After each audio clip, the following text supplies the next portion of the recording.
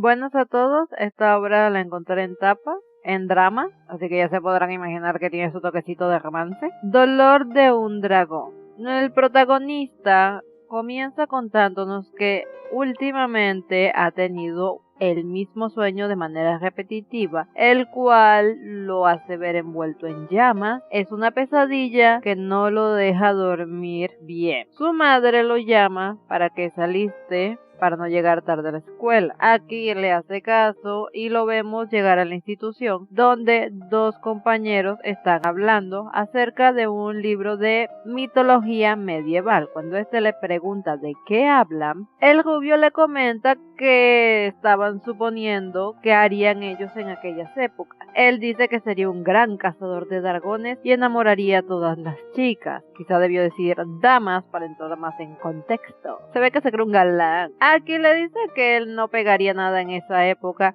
ya que no le gustaría tener un dragón cerca, sería muy aterrador. Ironía, ven a mí. En la típica broma de mejores amigos, que al menos mi hermano y sus amigos hacían bromas de este tipo de vez en cuando, le asegura que él lo salvará, que será su damisela, a lo que aquí le dice que en sus sueños alguien les dice que ese es un pensamiento horrible, lo cual le llama la atención. Es una compañera, Minami, la cual dice que incluso en esa época seguiría siendo maltrato animal. Eso suena a un comentario de tu típico activista de Twitter, al cual lo indigna todo lo que pase con los personajes 2D, pero no le presta mucha atención a lo que le digas que ocurre con la gente de carne y hueso, o empiezan con su insufrible relativismo. Esto como que ya la tienen medida. Cuando les dice que no todos los dragones son terroríficos, el rubio le responde que no importa qué tan lindo sea, un monstruo es un monstruo. Cuando esta le pregunta a Aki, intentando buscar a alguien que la apoye, de manera nerviosa o tímida le dice que Takumi, el rubio, tiene un punto. Esta se va indignada, llamándolos tontos. Los chicos celebran el hecho de que se enojó. Sospecho que, si efectivamente es lo que dije, se la debe estar pasando hablando todo el tiempo de superioridad moral.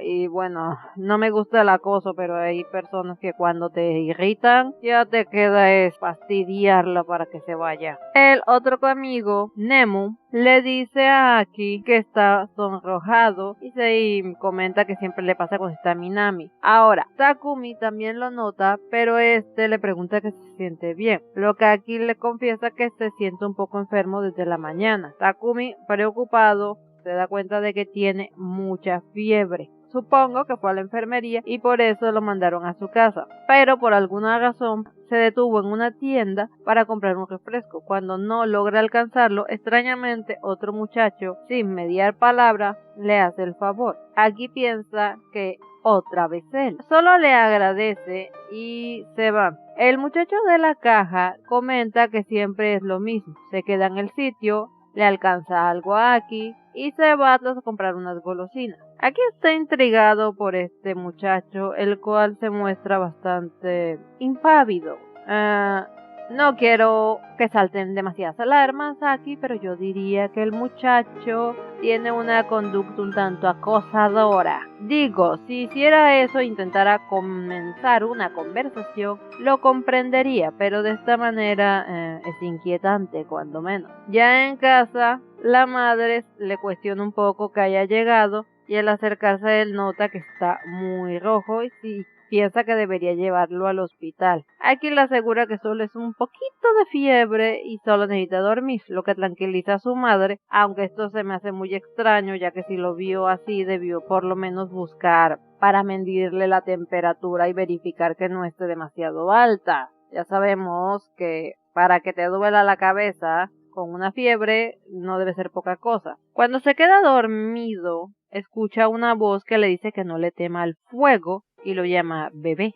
Le dice que es su amigo. Una mano enciende una llama en su pecho y esta va creciendo. lo envuelve. Sus dientes se convierten en colmillos y sus ojos se vuelven rayados. Al despertar, tiene llamas en su cabeza y ha incendiado todo su cuarto, lo cual claramente confunde al pobre. Abajo, su madre, aunque sí ha detectado el olor a quemado, no sabe de dónde está, y cuando atiende la puerta está Takumi. Este amablemente fue a llevarle las tareas, ya que se tuvo que volver temprano. En eso, él también percibe el olor a quemado y pronto nota a Kayumo bajando por las escaleras. La madre está preocupada pues su hijo está arriba. Takumi le dice a la señora que salga mientras él rápidamente sube a intentar llegar a la habitación de Aki llamándolo muy preocupado.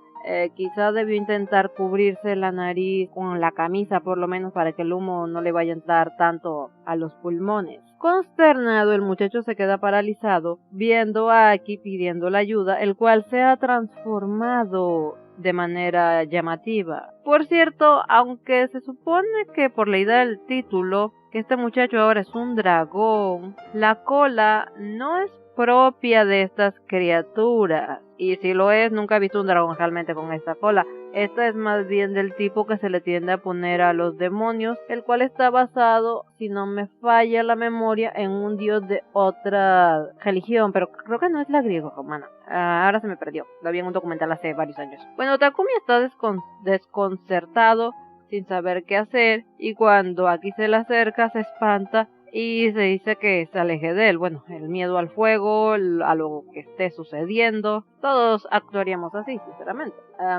Akio se queda muy deprimido cuando alguien toma su mano. Esto lo extraña y cuando se fija es el mismo muchacho de la tienda, el cual de alguna manera pareciera querer consolarlo. Por fuera la casa está completamente en llamas y ellos dos parecen haberse alejado bastante. Aquí le dice que se detenga, que no lo toque, confunda al chico y le dice que bueno, que podría lastimarlo. Dulcemente trata de consolarlo, diciéndole que no le hará daño y por lo que podemos ver ese fuego que está en la cabeza de no lo afecta. De alguna manera eso también hace que se vaya, lo cual confunde aún más a Aki, quien le hace preguntas comprensibles. ¿Quién eres? ¿Por qué estás aquí? Obviamente tartamudeando.